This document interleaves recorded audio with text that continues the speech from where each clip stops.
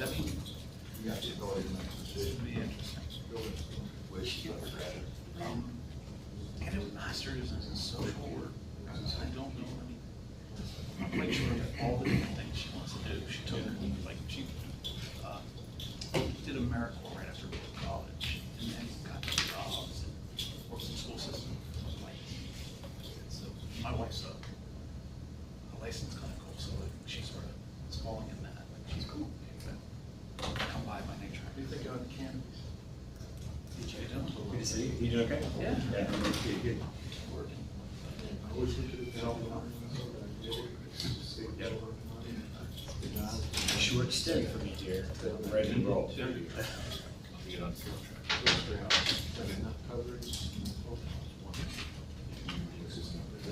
What's your preference? Planning commission? Yes.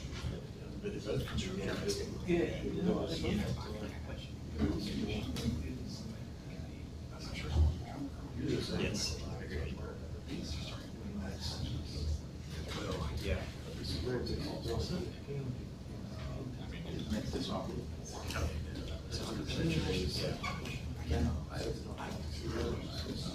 Do you get internet here?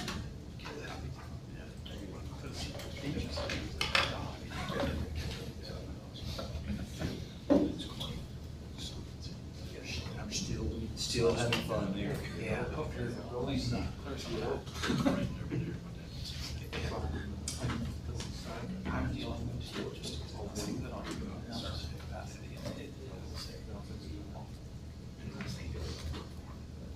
Just roll. What can you do? Baby try.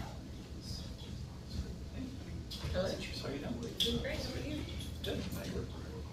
Sean, let you guys know that y'all are here. No, it's just.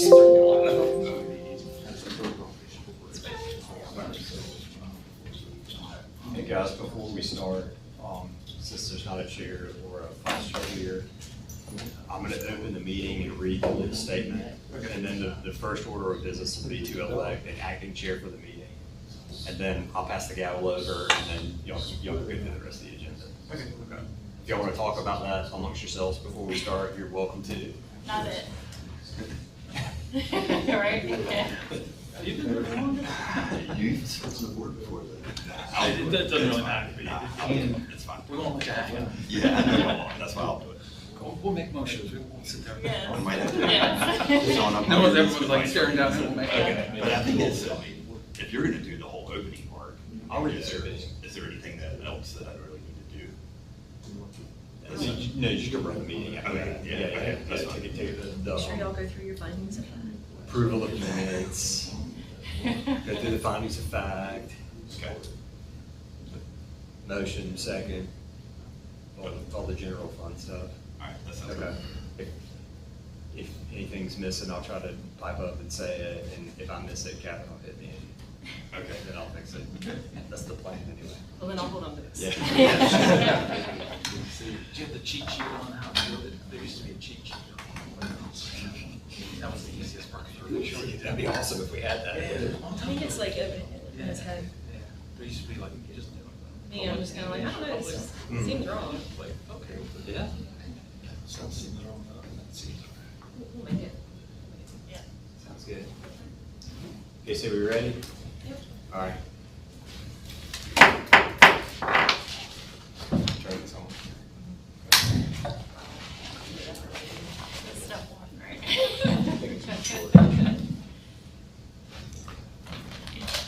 Good afternoon, welcome to the August 18th Board of Adjustment meeting for the City of Wilmington. My name is Sean Evans, I'm with the City Attorney's Office. This afternoon, both our chair and co-chair have excused absences, so I'm going to read the introduction statement. After that is done, we're going to have the Board of Adjustment members who are here electing acting chair for this meeting, and then the meeting will proceed from there under the direction of the acting chair. So I'll read that introduction now. Hearings before the Board of Adjustment are quasi-judicial in nature. Decisions of the board are based on the record of these proceedings. To grant a variance requires a concurrent vote of 4/5 of the members of the board. To reverse or modify the determination of an administrative official requires a majority vote of the board. Evidence submitted to the board for review becomes part of the record. Appeals of board decisions are to Superior Court and are based on the record. Appeals must be filed within 30 days of the date of the filing of the board's order in the planning division. So that's not today, that's once the written order is signed by the chair. A hearing before the board is conducted in accordance with its rules of procedure. Any who want to testify in a case are sworn as witnesses. The chairperson recognizes those who want to testify or their attorneys for presentation of evidence during the hearing. To ensure that all testimony is properly recorded, please address the board, state your name and address, and speak clearly. And if you are presenting, if you'll make sure that you're in front of a microphone so that our recording system picks it up. So that's my introduction. At this time, I'm going to ask the members present if there is a motion to nominate a member to serve as acting chair for today.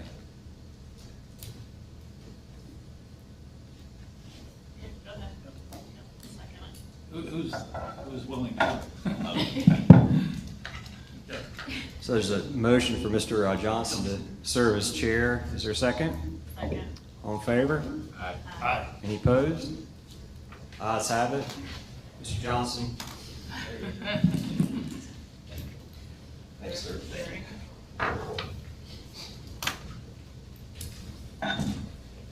So I'd like to bring this meeting together, and I believe the first thing I need to do is approval of minutes from last meeting. Can I get a motion to have those minutes approved?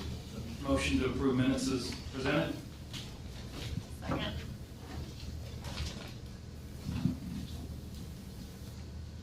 Okay, those have been approved. So our first order of business is 7719 Mason Grove Sound Road. And before we proceed with this item, I'd like to point out that there are 4 members present, and variance requires a 4/5 vote of the Board of Adjustment, so that would be a unanimous vote, and I just want to get on the record that the applicant understands that and would still like to proceed. I understand. And we need to swear that. Yeah. All right, anyone that's planning to testify today will need to stand up and raise your right hand.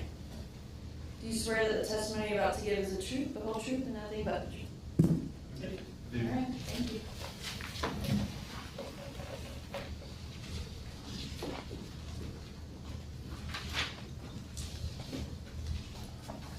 The first item is 7719 Masonboro Sound Road. It's actually, advance this slide. The vacant lot really to the east of 7719 Masonboro Sound Road, but it's all part of the same parent tract. On June 28th, 2020, planning staff accepted an application for a waiver to the City of Wilmington's floodplain standards for water-dependent structures to allow the installation of a revetment as a shoreline stabilization mechanism pursuant to City Code Chapter 18, Land Development Code, Section 18286E. And I would like to also, I misstated that this was a true variance. It's a waiver, so it's just a 3/5 vote. So it does not need to be a unanimous vote for this particular type of waiver from the Land Development Code. The subject property does not have any history before the Board of Adjustment. It's part of an area annexed into the Wilmington city limits effective September 30th, 2000, and it's zoned R20 Legacy District. The subject property contains approximately 224,525 square feet or 5.2 acres and contains an existing boating facility on an otherwise vacant lot. The property is located in the coastal A flood zone with a regulatory base flood elevation of 13 feet pursuant to FEMA map 37203145000K, which went into effect August 28, 2018. The applicant has proposed to install approximately 375 feet of riprap between the mean high water line and the existing grade along the southern bank of the peninsular projection into the waterway. I don't know if I can point with this. So if you can see the location of the riprap, the proposed riprap is where the cursor is. This projection into the waterway was established as part of a man-made canal over 100 years ago, and it's been maintained by the applicant's family since that time. The applicant has proposed to place the riprap as a method for shoreline stabilization to prevent additional erosion to the site, maintain access to the water, and to protect vegetation that's existing along the waterway. Land Development Code Section 18286E allows shoreline stabilization devices subject to approval by the Board of Adjustment, provided that the applicant can demonstrate that the following criteria have been met. That the property has an identifiable erosion problem or has unusual features such as a steep bank. The North Carolina Division of Coastal Management has documented the need for shoreline stabilization within the protective buffer. The shoreline stabilization measure extends beyond the buffer, no more than is necessary to resolve the hardship resulting from unusual features, align with adjacent shoreline stabilization measures, and allow backfill of the area eroded in the year prior to the date of the permit application. And also that the shoreline stabilization proposed will not significantly impair public trust rights or damage adjacent waterfront properties. One of your attachments is an email from Brian Hall, and he's a field representative for the North Carolina Division of Coastal Management. And he provided a statement on May 31st, 2022, validating the applicant's concern that an erosion problem exists on that site. Additionally, and I don't know the date, but he and I have spoken on the phone about this particular property and the best method for preventing shoreline stabilization on that site. This matter was set for hearing before the Board of Adjustment on August 18th, 2022. And I believe there are some additional attachments just to kind of show the two parcels. That's the floodplain. And then this is kind of a zoomed in aerial showing where the riprap is to be installed. So the applicant is also present. I don't know that he has prepared a presentation, but I know that he's available for questions, and I am as well. Do I come up there? Either, whatever. Okay. My name is Martin Willard, and I'm the managing partner of Willard Family Farm, which owns the property. Sir, I apologize. If you just flip that button on the mic, it's the same as mine, it'll come towards you, and then we should pick you up. How's that? Yep. Okay. If you will state your address. My name is Martin Willard, 7719 Masonboro Sound Road. I'm the managing partner for Willard Family Farms that owns the property. This property is, Willard Family Farms is owned by my brother, myself, and my parents. We're all descendants of my grandfather who bought the property in 1912. Well, first I'd like to thank you for considering all this. And I think it's pretty straightforward. I believe we meet the criteria outlined by Catherine. I can go over my reasons for that, but they're in the attachments. If you want me to state them, I will. I can also read you the brief description of why we need it, but that's in your attachment as well. So mainly I'm just here to answer questions, I think. Does anybody have any questions? No, sir.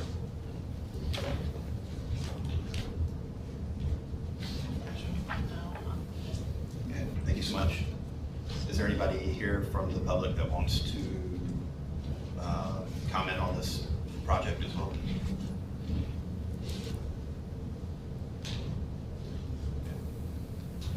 Discussion from the board?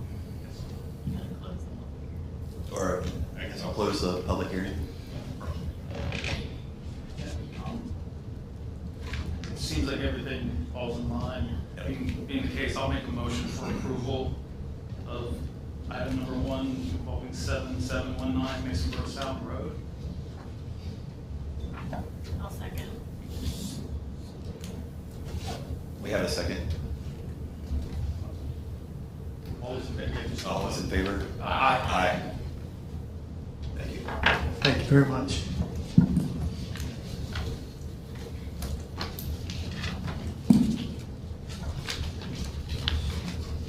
Our second order of business is 201 Chestnut Street, and they've requested a continuance to September 15th. Can I get a motion to approve that continuance? I'll make a motion to approve the continuance. Do you want it to be date specific? Yes, sir. To the September 15th? meeting. I'll second. All in favor? Aye. Item number 3 is a variance to 938, 121, and 1125 Montclair Avenue. And the applicant has requested a continuance to the September 15th meeting. Can I get a motion to continue that? Make a motion to continue to the September 15th meeting. I'll second. All in favor? Aye. Aye. All right, so our next order of business is item number 4, and that's 111 Shipyard Boulevard.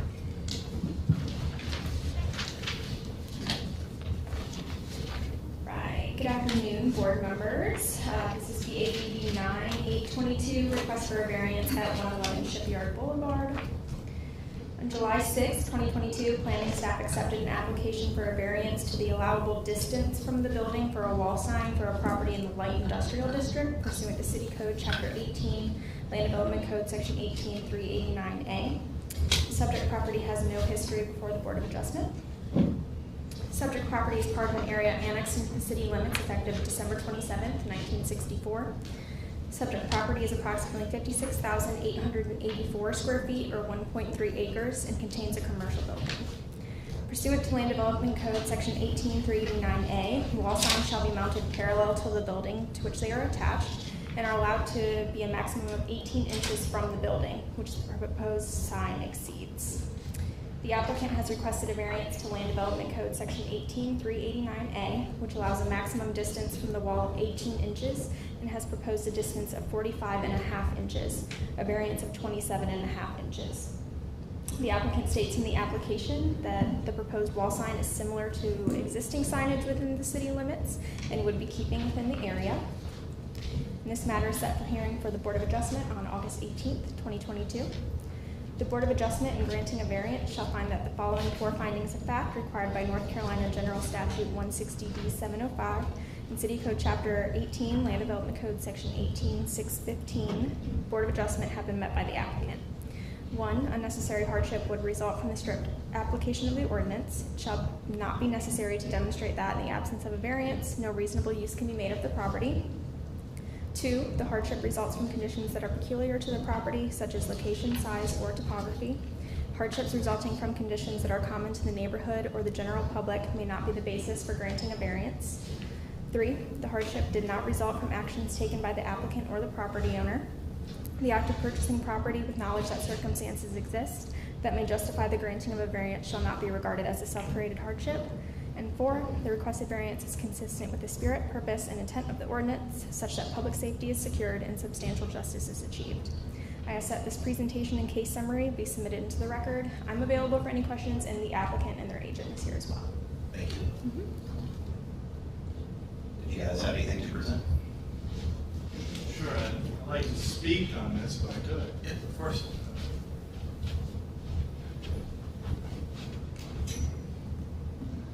I'm John Reese, architect locally. I design buildings, and I design them all the way through. I design from the site through the signage and everything. I was unaware, since there are similar projects on Oleander with signage at the edge of the canopy versus right on the building, that was not allowed. It's a fairly new building on Oleander. I think it's only been 3 or 4 years. So I was not aware that this was not allowed.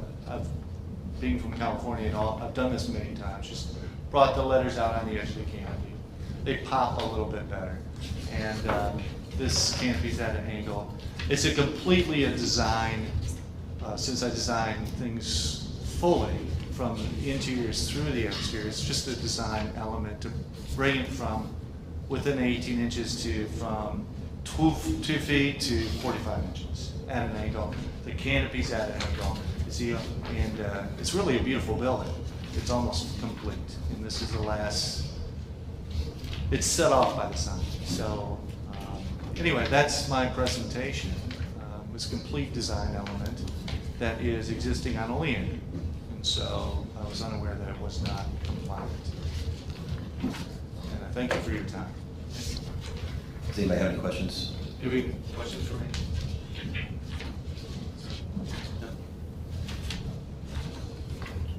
Is there anybody here to speak in opposed or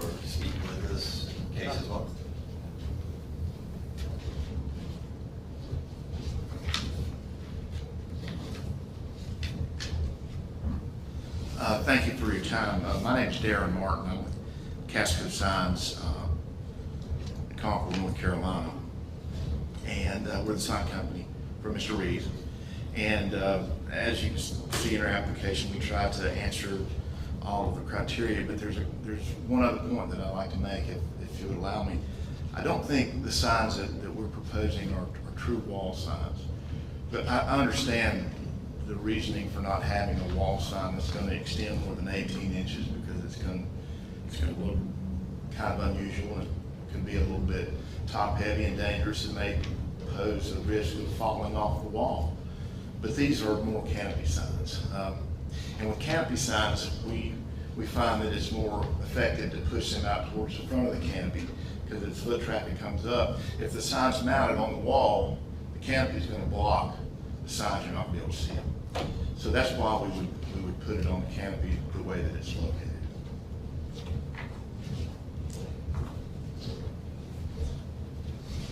Thank you. Any questions? Mine would be for staff. With signs, they haven't done any of the review. Does this one fall in any area that is being considered?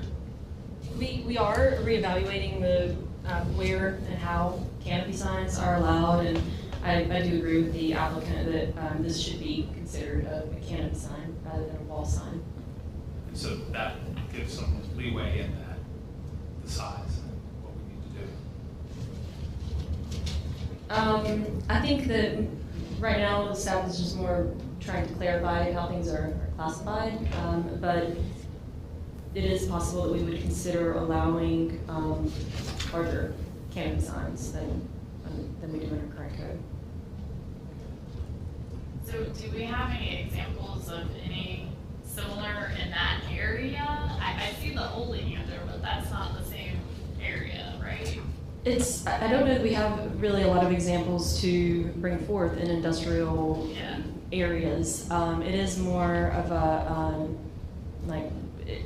frankly, a more attractive looking sign than we anticipate getting in an industrial location. So this will stand out in this current location as the style, regardless of how big or small it is. I would say it would be a unique approach to signage in the industrial district, area. but I wouldn't say necessarily that's a bad thing. No. I'm just wondering if it's the precedent of, what's to come.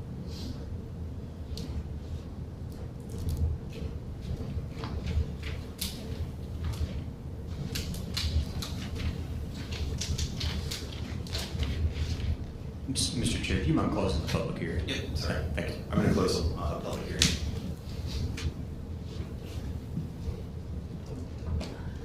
With, I tend to be rather like the strictness of our sign code, but I do believe that this one, because of where it is and what's going on, I think it warrants, maybe it's rare that I would go off the track on where the sign is, even if they're revising it. I do think because of that area, I think it actually is something to be looked at, because it does improve an area that's probably going to be a little bit more visual, because it is industrial, like now it's, you see the development there. So I don't usually bear off, but I'm going to make a motion for approval based on the uniqueness of the situation for the site. Do I have a second? I'll second that. I just wanted to add that, I do also agree that this, I would consider more canopy sign than a wall sign. I agree. But I'll second this motion. You just have to vote. Yeah, okay. All in favor? Aye. Aye. Thank you. Thank you.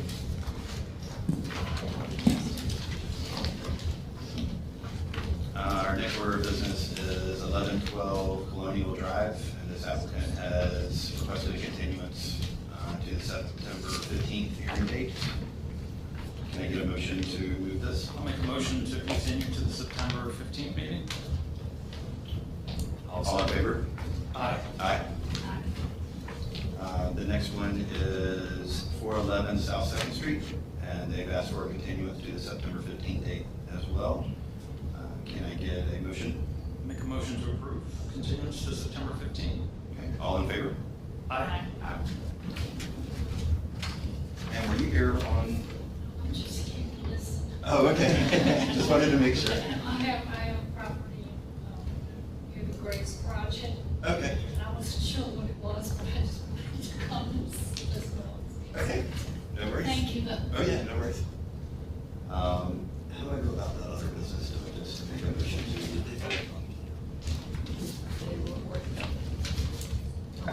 It's my understanding, sorry about that, it's my understanding that, I think Catherine's gonna present it to you, and then, the board would vote on the annual report. Okay, that sounds good. I have got the updated copy for everybody. Okay, great.